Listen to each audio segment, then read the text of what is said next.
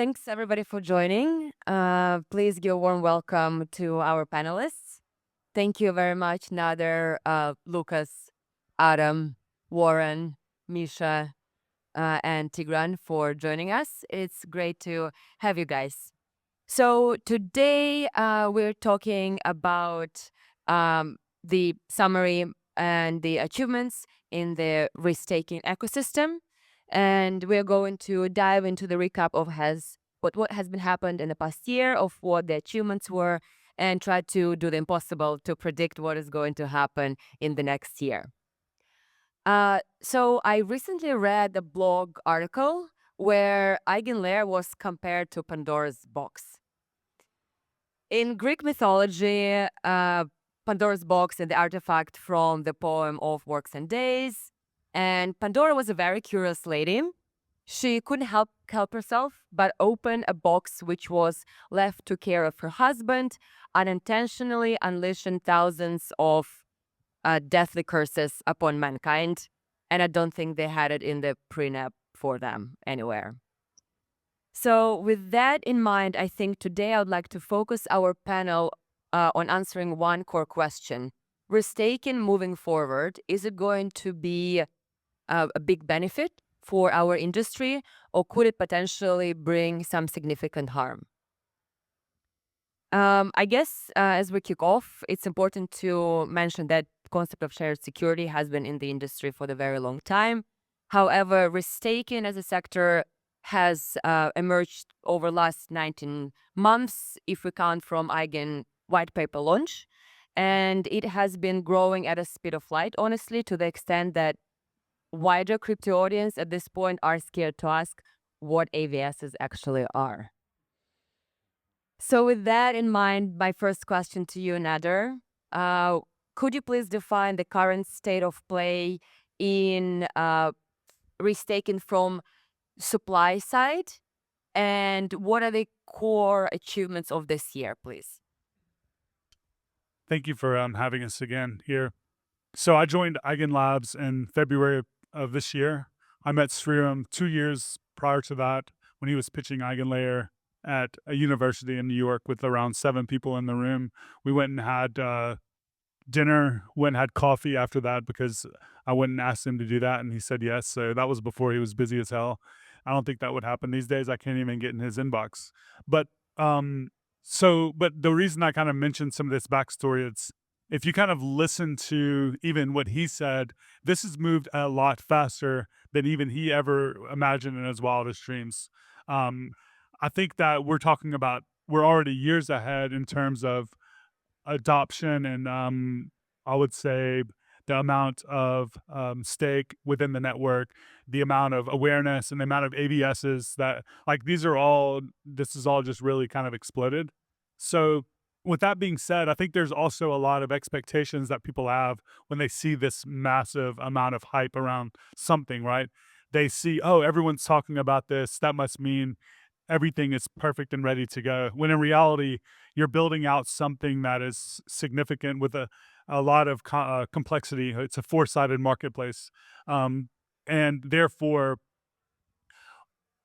I would say people should kind of, understand that these things do take time.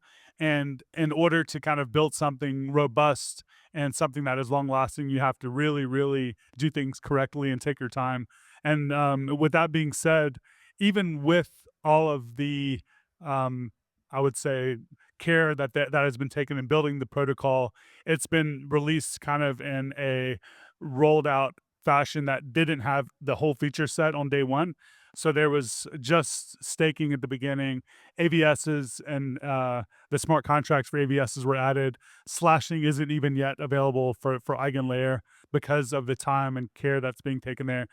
So I would just say that if we're talking about the downsides of 2024, I think the expectations of what should be available as an AVS versus what is actually available as an AVS today is kind of lopsided, because when you see traders, they're like, oh, why isn't there 1,000 live applications using AVSs today? When in reality, mainnet just hit, months ago.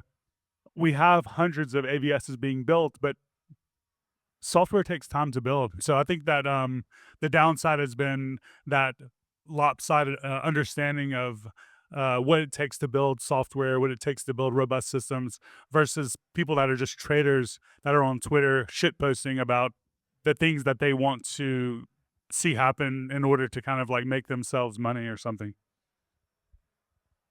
I guess from the speed perspective, we already have the combination of economic security and cryptographic security. So Warren, can you add a little bit more on, how the progress going and how you guys already contributing to risk taking and combining economic and cryptographic security? Yeah, sure. So Warren, co-founder of Exocore, just doing aggregated security, which is kind of a form of omni-chain restaking. And part of the aggregation kind of piece is, combining economic security and cryptographic security together. And they really actually benefit each other. I know there's been like some discussion online about like all you need is cryptographic security, or all you need is economic security. I think in both either one of those worlds, the like if you, all you need is cryptographic security, we had that for like 100 years, and like most of those cryptographic primitives didn't go anywhere, right? Now all you need is economic security. Well, then that means like everyone's security model is multi-sig, and that's not good either. So we kind of like combine the two, where um, economic security can bring a lot of really good attributes to cryptographic security. And one example actually is in history, um, how before, like the Zcash team, they took ZK proofs and they combined it with the economic security of Bitcoin proof of work mining, and were able to actually scale ZK proofs in such a way that you could add privacy to Bitcoin. And, I think that was a great example of like the combination of using economic security. One of the first examples of using economic security and cryptographic security together, to where they really work together really well. So, we see that playing out more. There's a lot of cryptographic primitives that will continue to benefit because, frankly, like cryptography is expensive. Like it's super expensive. Sometimes it's so expensive it's unusable, which was the case for most cryptographic primitives. They have a maturation time of, I think, like half a century before they actually become usable. We're starting to see that with fully homomorphic encryption now, FHE. The dirty details, it's not yet ready. Like it's just, for most use cases. Even ZK, it's like probably not super ready for like generalized purpose, right? But we're getting there. So I think economic security can really bring a lot of incentives to actually defray some of the costs of cryptographic security, and that is a net benefit for humanity, because in a digital age we need more cryptography, and that cryptography needs to be usable and functional in a way that we're not getting exploited, and we're not living in a world where everything's secured by multisig. Could you give a little example of how this combination going to be beneficial for AVSs and what the demand going to look like as we're going to move on to talking about more about demand? Yeah, a great example I think is some of the work going on in like ZK coprocessors, right? Where you have like Lagrange is a great example, AVS on EigenLayer. They're using the economic security EigenLayer to help scale their co-processing on the ZK side. Without that, it would be really untenable. It would require them bootstrapping a lot of the economic security themselves, which takes focus away from like their core service. And I think that that's like a great example of an AVS that's really kind of leveraging, both cryptography, like through zero knowledge proofs, and economic security. There's probably lots more, and I won't go up here and hog all the stage time, but yeah. Thank you very much. Now let's continue on the demand side, and my next question going to be to Adam. Can you please talk a little bit more about the incentive structure on the demand side, I guess, and what is the state of it right now, and what is the incentive works between the IVSs and restaking protocols. Right. You guys hear me? First of all, I want to compliment you on the opening of the panel. It was really solid. The Dora box and EigenLayer, kind of comparing them to the source of all evil, which I'm sure you guys are not, but it was like throwing a bomb in the room, which was pretty awesome. I think from the demand side, maybe the other panelists know a bit more than I do, but I don't think there's a lot of demand right now because slashing is not yet active. You don't have a lot of AVS as far as I know that are on mainnet, and I don't think they are in extensive use at this point. And I think Nader says kind of resonates because this protocol is really nascent. I know there's a huge hype around it, but it's only live for a few months. And in crypto, we have zero patience usually, so we want to see things coming online and kind of incentives being thrown around and airdrops becoming more ubiquitous. I'm sure there's a huge demand in your community and other communities, obviously from the kind of LST LRT side, but it's just not there yet. So I think we have half a year plus maybe to wait for things to kind of come to fruition and for there to be real demand from a product use or protocol use side. And also, obviously, for people to actually opt into AVSs and secure them and receive the economic benefits that involve in participating in the EigenLayer network. So I think it's a waiting game at this point in time. Kind of low demand, but maybe you have a different perspective. No, I want to just chime in there. So, I mean, I hate saying chime in. It sounds so stupid. Anyway, but what you just said is true. So imagine Ethereum, right? Like Ethereum is launched. Imagine if people were coming around 3 months later or 6 months later and saying, why is there no billion-dollar protocol on Ethereum, man? It just doesn't make sense, right? It does take some time. And also, if you look at a lot of the successful products that have been built, Polymarket is a great example. It took them, years before they had that rapid growth. But that being said, I think we're further along in the market where we're not going to have to wait that long to see that demand really ramp up because we do have over 500 or so teams that are building ABSs that we're tracking. Imagine if just a small percentage of those go to market. When you have that much innovation happening, you're just adding more and more fuel to the fire of the potential. All you need is one killer app or a handful of killer apps to bootstrap and just ignite an ecosystem. And I think the more that we lower the barrier to entry for people to build these AVSs, the more that we're going to see that potential demand to spike up. And as more investment money comes into the app layer, people are going to be building out these differentiating features at the protocol layer, and therefore their demand for AVSs will continue to also go up due to that, because it's now simple to actually do that. Can I ask, where do you think demand will actually come from? Is it from kind of the bigger apps or the bigger players in the crypto ecosystem, or is it the more kind of VC type, unknown project that is going to build an AVS and build a name for itself? I mean, it's going to come from everywhere, in my opinion. I can't really forecast that, but we have dozens of blue chip teams like Layer Zero that are building AVSs that already have that usage. We have these completely new, just cracked developers that are getting their first chance at founding a company that have complete, there's a complete no understanding of how if they're going to be successful or not, right? But the more smart, talented devs that we have building out these things, and I also think it's interesting that because you no longer have to write your entire protocol in these smart contract languages, you can now build most of your logic in these traditional programming languages. I'm hoping to see more traditional devs coming in and experimenting as well.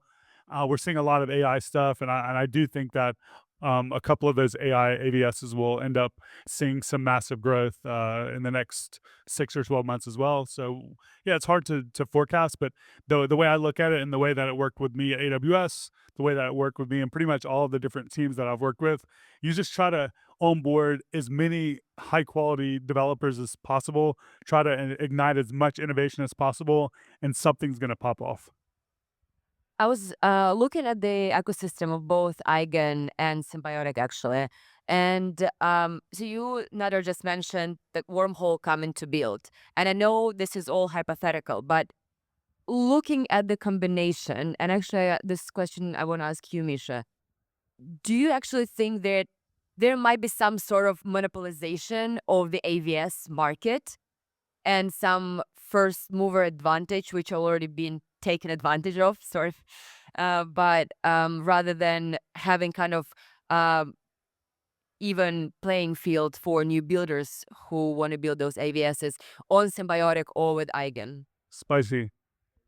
Yeah, I don't understand the question. Monopolization of restaking platforms or market? No, Because in the sense that when you have more IVSs coming on right now and you have those who are building already, not the first time players, and you have larger protocols start building IVSs, do you see there's some sort of danger for and uneven competition when the new independent builders will come in, given, if they want to get those economic security pooled for them, they will be able to provide bigger payments or different type of incentives to work together? no, it's restaking is designed for competition. In terms of first movers, no, we don't expect that to happen. Market is there is no market yet. Like we are cumulatively every restaking protocol combined is 0.1% of the market. So we don't I don't expect us to have competition for a while, actually, because the main competitor, the native launch, where people don't trust Eigen or Symbiotic or any other protocols and just move along and do it the old way. This is the competition. This is the bigger market, the huge ocean that we have that we don't have access to yet. And this is going to be the major point for 2024 was homework. We were the lagging protocols had this time to figure out the last elements of their design and start implementing them as well. 2025 will be production. Protocols that are trading promises are not going to be as successful as they were before. So 2025 is the year to get it, because our industry is built by dreamers, but for some reason they don't have imagination. They need to be shown, see, this is the Oracle network. It works like that. You have a register, you have network middleware, and you have off-chain parts. You need this, and this for you to start. And to work on this menu, and Nader, I think, talked about this a bit before. The main goal for every restaking platform right now is to create a UX that is enough to be juicy enough even without restaking to implement. What that means is that, again, protocols are coming to us as well, and oh, how do I get introduced to validators? And if we just intro them to the chat, it's going to be the same as with native launch. So value proposition is not going to be great. We need to bench them together, at least create a sophisticated scoring methodology. And this is what excites me a lot with what we do right now, because before it was Pandora box, or this is gonna overload Ethereum consensus and a lot of other stuff that's sounds scary, but actually is not. And currently they are moving from philosophical questions to direct questions, how do we mandate lockup period for different AVSs or networks, because they require different time frames. And what's the vault gonna look like? This is gonna be the longest time lock ever, or between the networks that it restakes to, or is it gonna be some other methodology? And those questions are easy enough to answer, but the further we go, the more we refine. And I think the 2025 will show if we're actually useful as we think we are, or are we actually useful, or are we do we need to do a bit more homework? So we are way early for any sort of competition.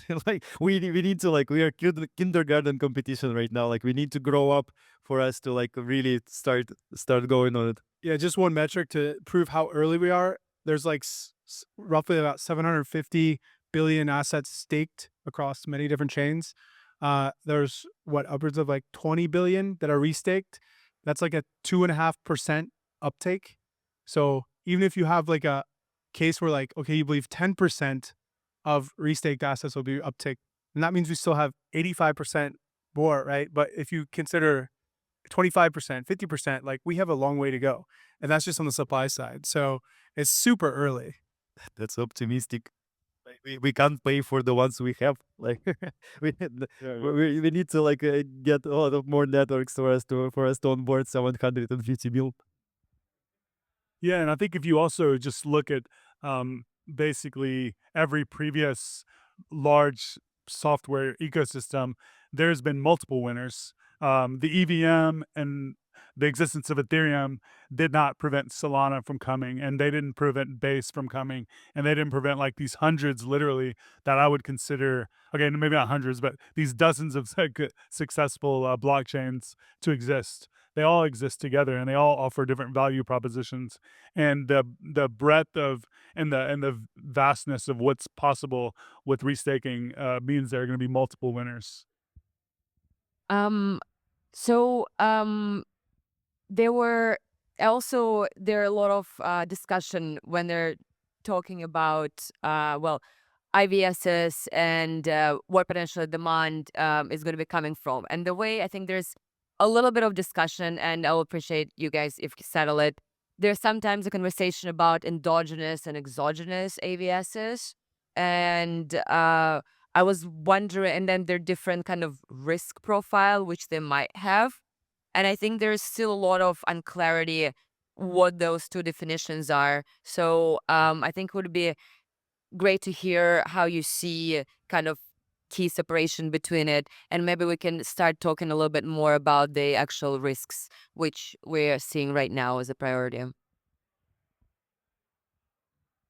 think, Misha, would you like to take that one? Yeah, we don't have any risks. Slashing hasn't been implemented yet, so like rest assured, you're fine. The only smart contract risk remains, and DAO risk, and then DAO multi-sig risk. But yeah, like slashing is really scary for any sort of network. I'm not sure like what this terminology is. I'm yet to like get accustomed to the AVS term. Like because like I don't understand what passively validated service is. But still, not sure. Like every network will have an ability to destroy your money.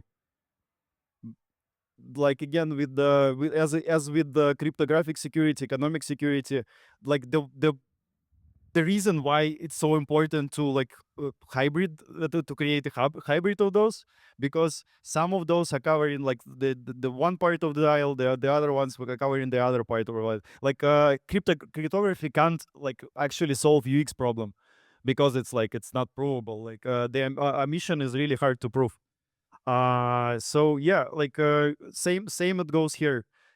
Every AVS network or any other primitive that have an ability to slash you is really scary. So for us not to get in trouble, first we need like some sort of training wheels. Symbiotic has resolvers for that. Like Eigen had veto committee or something before. I'm not sure what they have, straight training wheels as well for the slashing methodology. And again, like it's super early, as we all agreed. So that's super. It's really important for us not to try and like stipulate like one size fits all solution. The more diversity we have with networks using different primitives for rewards and slashing, new ways, like some of them are using committees, some of them are using fraud proof resolvers, some of them are using like storage proof or like ZK proofs or something like that. The more we have, the more like we can pick and choose for networks. And you don't get like the total population be under the same risk with the same like risk profile with the same like possible faults. But we have like communities of AVSs or networks that are protected by different principles within the one big platform. But then there should be a limitation to how diverse it is, because you just mentioned risk profiles, and how would you be able to actually compile those risk profiles correctly? Because then we will have liquid restaking protocols, and then you'll have the DeFi start interacting with liquid restaking tokens. So I mean, the question is that how much, diversification we can afford to have versus what are the standards should be to be able to operate with it securely. Yeah, this is like the hard part.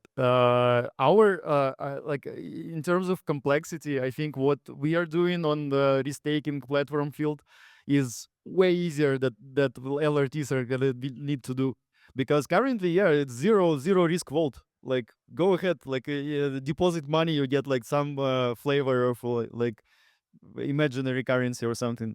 But like once we enable slashing, once the restaking protocol go into production, yeah, they're benching, they're layering, they're like some of people are using already methodology of like mortgage bonds and everything like that, because it's kind of scary, but it looks similar to that, like in more ways than one. So yeah, they need to robust framework for because there are like two types of risks, right? The technical tech stack risks, and we are already fixing that with the like methodologies, frameworks, SDKs, and everything like that. So you can standardize some part of it. Then you have like tokenomics and like general consensus or like otherwise agreement mechanisms. Like if this is sequential slashing and you have like million validators, and for you even to get, even if the bug is identified, for you to get to your slot, it'll take like months. It's not that scary. But if you're an Oracle network and you immediately fuck up to like to the tune of like 500 mil, that's super scary. So the risk profile is going to be both technical and like tokenomics one. Oh no, not like economic model, consensus model, and like without for like currently they talk to each other like one to one. They're just like LRT comes to you and like they identifies like the risks. They talks to its operator set and they return with like, okay, like this is Cosmos SDK. We know this stuff, right? Like you have like this standard mean consensus. You have like this SDK that's been used by like 10, 20, 100 blockchains. So it's fine, like from the technical standpoint. And then they go into like, okay, so what sort of like token do you have? And the risk reward model here is one to one still, but in a beautiful future that we will soon reach, we'll have like really good onboarding mechanisms for and frameworks for LRTs, consultants like Chaos Labs, Gauntlet, and everyone else to use. That they can onboard the network like within a day, just with technical audit and like an economics modeling. This is the goal, because like this is a huge part of UX that is completely absent right now. Like, yeah. Totally. When I especially look at liquid risk-taking protocols, it reminds me of Napoleon cake, which my grandma makes. But there's a cream which holds it securely, and right now we don't have those mechanisms.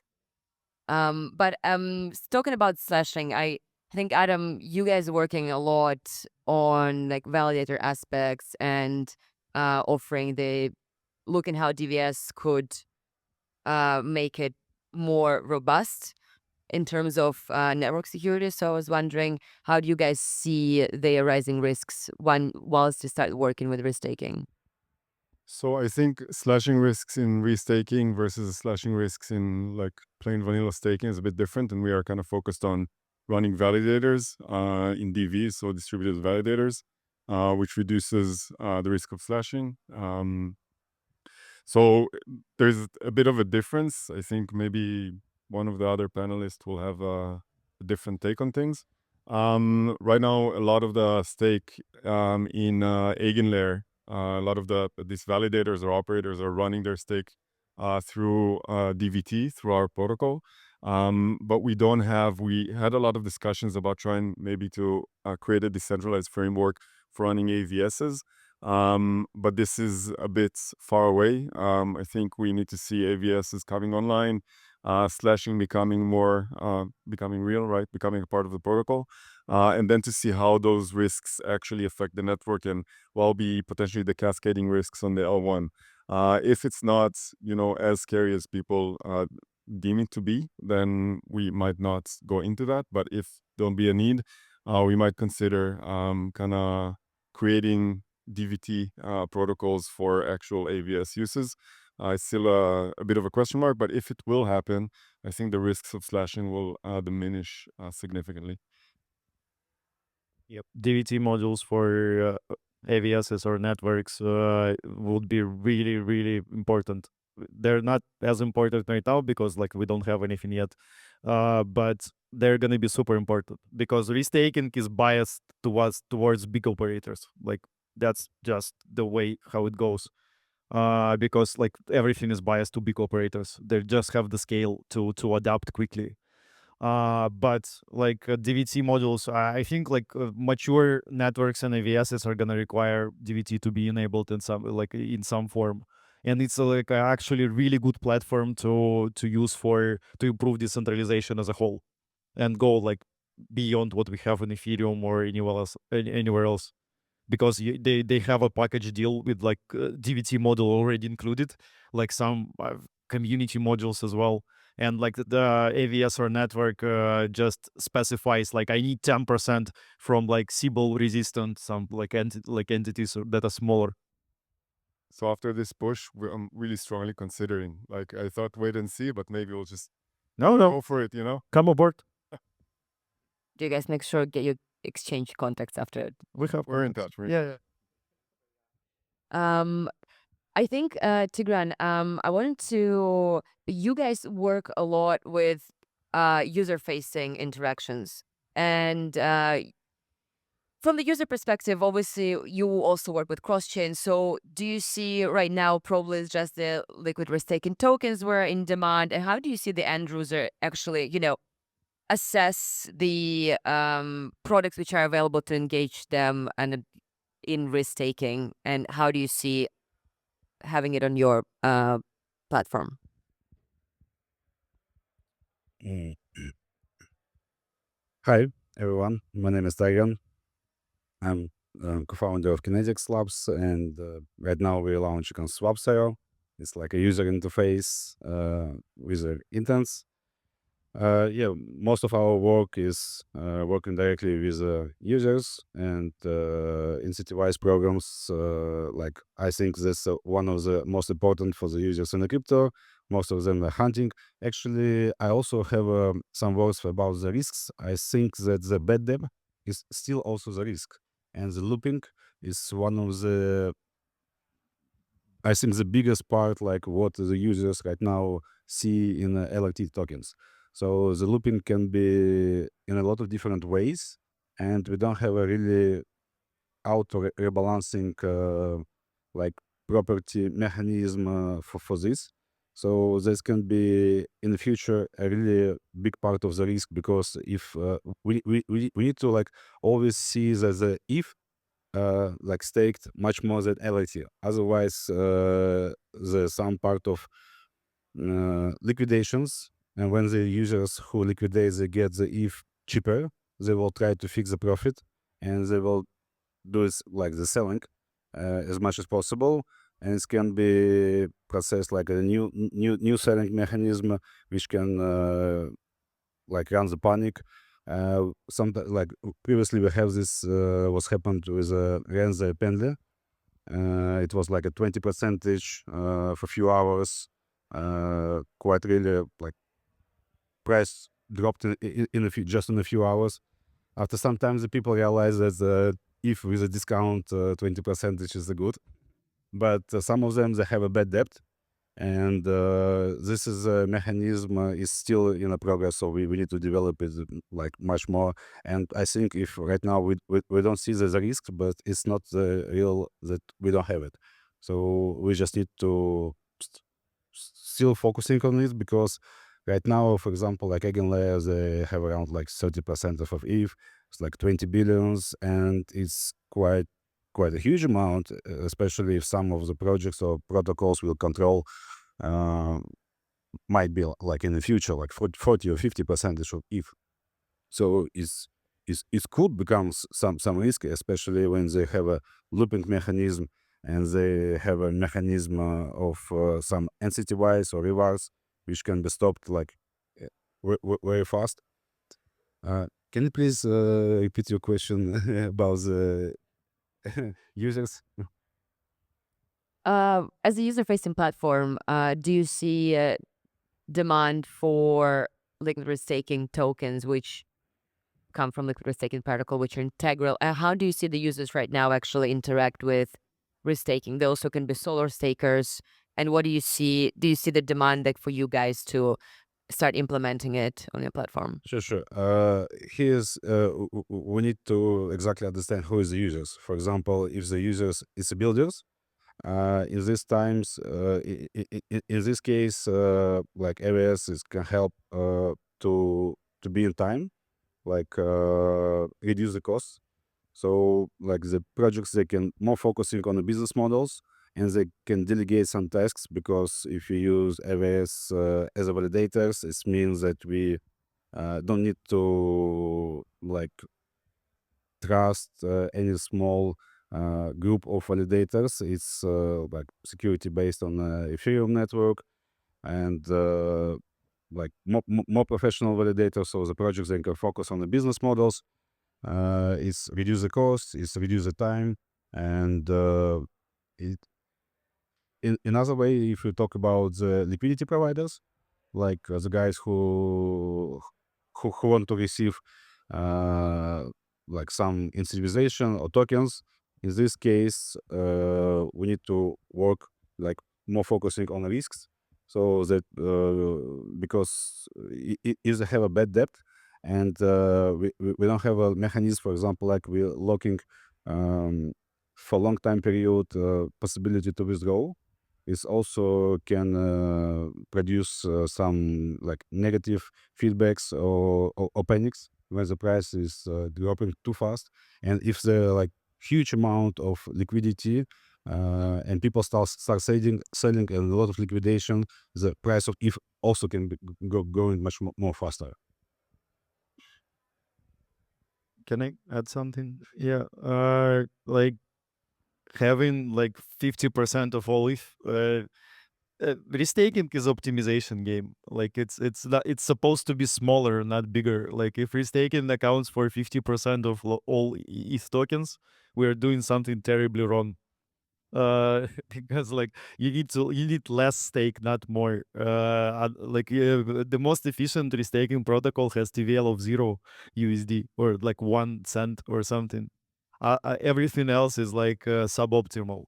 We are just starting, so it's okay for us to have like big TVLs, but again, the point of it is to use less stake, not more. And I don't think that like our future is this centered on ETH tokens, especially. Like people were like crying wolf for a really long time. But yeah, like you can use any token. Like if Ethereum is not, that does not have this like great value proposition. ETH is a great place to start, to have like a trust root and like the registry for restaking protocols, because they don't require the base layer to be quick or cheap or like efficient in a lot of ways, just the best coordination.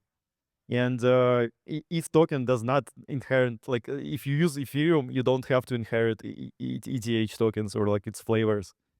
I think like we'll get to baskets, which will be more stable than like just straight up looping of Ethereum.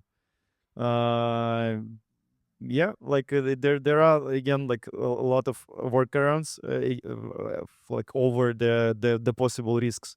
That's like 2025 for us, like identify them and implement. My point was here that 50% is in a stake if we talk about some monopoly. So if some company will have a chance to get like a lot of ETH, and why I start thinking about this, because we are like creating intents right now. So we automate the leverage. So we are the guys who will try to help the users make 2x, 5x leverage just in one click. And we start thinking about how we can um, insure them. So what is the possibility to make insurance and how work with the rebalance? And we couldn't find any real solution right now on the market that's really fit the conditions which we need. As we're moving towards summary and forecast moving forward, I do have to ask, and I'm very curious because Misha, you mentioned baskets as well, and we see Babylon coming to play, Solar, Jito, and also Karak start building more kind of unified layer. So for Ethereum, I think the value proposition is very clear. You really need to help applications to bootstrap the security and to make it more accessible. What is the motivation? Do you think is actually similar for other networks? I think from, balancing the costs and the benefits for application, potentially this pool from different ecosystems, from different chains works. But do you think overall it's going to be a good, always when especially we start playing with Bitcoin, we're entering a zone we're going to layer up so much level of risks where we start losing control? I think for instance, like Bitcoin is a non yield bearing token, right? So any yield that isn't zero is net positive. So actually, and you can make an argument that actually starting with Ethereum was probably maybe the wrong token, because the assumption is I need like max yield, and there's a culture around like looping and everything in Ethereum where more and more and more yield, which drives more and more TVL, which breaks the optimization. Where if it all started by simply introducing staking, like imagine in a world, right, where Babylon went first and they just introduced staking to Bitcoin, simple, and the yield expectation there was 50 basis points, then you would probably see a lot different behavior, and you wouldn't see like the supply go craziness, but it would be more gradual. So I think it's exciting. We're working with integrating Bitcoin natively, other like assets like I don't think it's been mentioned before, but like XRP, Doge. I mean, these assets do not have yield, and so there's an opportunity there to make them like hyper productive assets, where they're just like not just holding for dear life, but they're actually users can see and make the assets more productive. So I think there's a huge opportunity for assets outside of Ethereum. Don't you think for Bitcoin specifically, it's like Ethereum thinking really, and Bitcoin ecosystem doesn't think like that? Yeah, as a Bitcoiner from 2011, like Bitcoiners can evolve, believe it or not. I'm probably at the age where I'm at that cusp where I'm still young enough to evolve and not like get off my lawn. That side. There's definitely Bitcoiners that are at that stage, but they're a small minority now. We're seeing, I mean, L2s are back, right? We're seeing staking in Bitcoin now. I think it's a very exciting time, and everyone's kind of evolving their kind of their base level thinking to think better.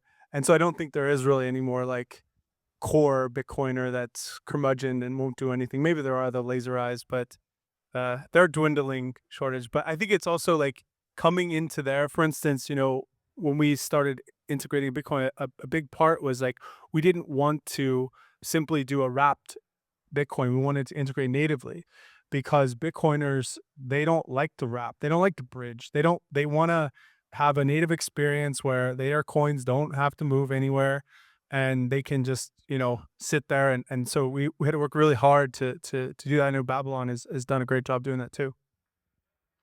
Anyone else would like to add on alternative chains coming to restaking? Yeah, as long as they have something modular, as long as they don't want to do everything in protocol, yeah, sure.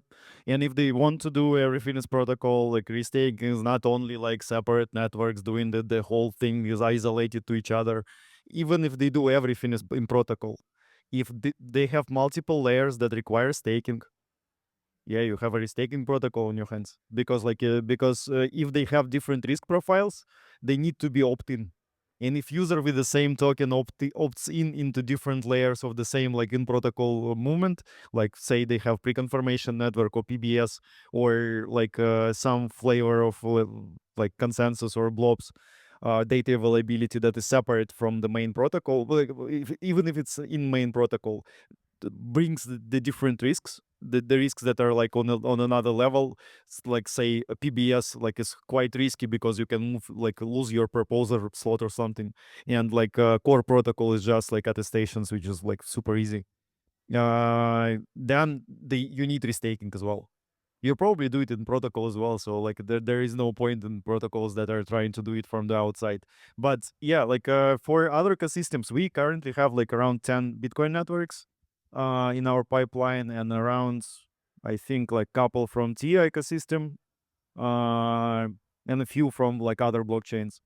Not a lot. Like most of them are from Ethereum side. So we have like around, I guess, 25% of protocols of networks, AVS is like networks, no, in our case, just networks, launching on us. 25% of those are from like outside of Ethereum, and around like 80 is from Ethereum, 85. So yeah, like, and yeah, I'm 100% sure, like after we launch, 100% sure that Ethereum is a nice base layer, because it's so useful to go and do everything else. Base layer is just for like storage. It's great for that. Like Ethereum is perfect for that, for restaking. Everything else can be done with like really simple bridges. That's why we don't deploy like restaking protocols, as I see it. They don't need to be deployed to every like ecosystem. They can be still reachable in Ethereum. You don't want that like to be deployed everywhere, like have like multiple DAO risks, like the try to figure out custom precompiles for every blockchain, even if it's EVM. No, like you have one source of truth, one the root, and after that, like you can use assets on any chain if you're designed properly, like any chain, and support networks that are going to be on in this ecosystem without like them being super reliant on Ethereum, because like they can like just transport their list and do it somewhere else, even if Ethereum fails. So all are welcomed. That's the point. Like shared security does not make any sense on a smaller scale. Like we need to get to thousands. We need to like to become all encompassing, because currently, like if new Oracle network launches, you get a nice blog post. Nobody will know like the struggles the team went through, the hurdles, the fuck ups that they experienced. But if they do this in the shared security, everyone else that follow in their footsteps will be doing this optimally. Will not like will the speed of innovation will improve.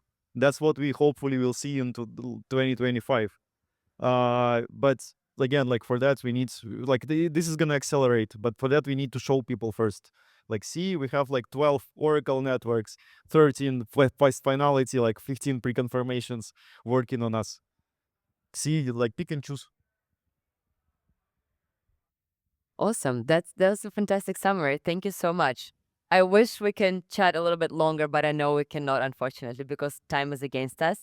So I'm pretty sure we can guess the sentiment towards the end of the panel. And I really like your point, Misha, about the innovation. Like we're building, we're allowing have easy access to economic security so that we can progress further together. Maybe Ethereum and Solana are going to be friends one day, finally.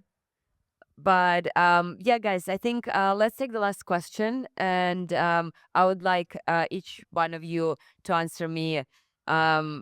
Do you agree that moving forward, restaking is going to do a good? And what are the let's make it simple. What is the biggest, most important thing which needs to come out next year, and which is the first priority in terms of risk that needs to be tackled? Warren, let's start with you. Biggest thing that needs to come out, slashing. And there's lots of ways to mitigate that. One, I guess the biggest being like using trusted signing, like TEs, like we work with Cubist to kind of minimize some of the slashing risk. But yeah, that's my take. Misha? I already told everything. Yeah. No, like we need to ship. The scariest part that's coming out next year, like I'll be spicy. Like I think base sequencers is really are really scary. And I'm not sure if they're coming next year, but like that would be super interesting. And again, like a lot of implementation. Like I think we have a really good idea of how the industry should look for the next step. Actual demand, actual paying protocols, because like if they don't pay, who's gonna be paid, because they're the demand side. They need economic security, like arguably, and they want to pay for it. So we will see currently LRTs, restaking protocols, yes, and networks. They don't actually know like how the final economic model is gonna look like for that. We don't know about like we have like a lot of interesting initiatives like V tokens or like long term like lockup for tokens initially, so you don't have like zero plus price pressure for like a year or like several months after you launch. Like we need to test all of those. Currently, like we are working and trying to push networks into different directions, so they'll try to different stuff. And yeah, the optimal will hopefully, like I'm not sure like 2025 will be the year that we'll find optimum, but this is gonna be the huge first step. Tigran, over to you. To be honest, I like the idea of RWA restaking. That in the future I can buy a property and I can lend it again and do looping with all these things and create intents for this to make it automatically, because right now in the real world, if I want to buy some property and lend it and do looping, is severe. It's nightmare. So it's quite hard to exit. But if we talk about the ETH or if we talk about the chains, so I think the cross-chain is one of the really needed use case, especially in atomic swaps, because right now nobody from the block builders, they don't care about to put in a parallel transaction between the same networks. So I think it's a really good use case, and so they can do like some collateral, like stake, and they will care about this. So they will do it because they can again have a incentivize. They can make it. They can like spread among the different networks. They can add more networks, and in this case, we can here have a better yield because it can be connected to the traction of different transactions, which can be used for cross-chain transactions and for intents. A lot of different stars, a lot of different this stuff, which can give you real possibility to get some part of commission from the transactions, and it can make much more interesting for the liquidity yield, for the rewards for liquidity providers. I think a lot of it was already said and mentioned, so I'll take a bit of a more of a broader approach. I think as an industry, we are very good at making excuses for things. So blockchains are not fast enough, transactions are not cheap enough. I don't know, DA is too costly, or bootstrapping security is too hard. And I think EigenLayer and other restaking protocols in the industry are doing a lot of work, important work, to kind of reduce those sort of barriers to entry. And now as an industry, we are reaching a point where we don't have a lot of excuses, and we need to ship and create, the demand that was discussed here earlier on. Have more people using these applications on the kind of degen day-to-day level, or even more developers around the world. So this is what I kind of really want to see and what I really look forward to. And I think even the regulatory kind of barrier is, in our minds, kind of greatly improved with recent elections in the US. So I don't think we have a lot more excuses as an industry. We need to ship, and we need to create that demand, that will make all our protocols flourish. And what were the two questions again? I think it's a freestyle at this point. So some closing thoughts, please. Well, yeah, I mean, I agree with everything that's been said, especially around implementing very, very, very high quality implementations of slashing, but also well documented and easy enough for developers to be able to build and implement anything that they would like to build. And I think it's just the most exciting time in the history of anything to be working in this space. Like literally today, it's just like amazing. There's just so much potential. And if you've been working in this space for the last couple of years, or if you started today, you should just appreciate that and just enjoy where we're at. Thank you very much. Thank you, guys. It's a pleasure. Thanks, everyone.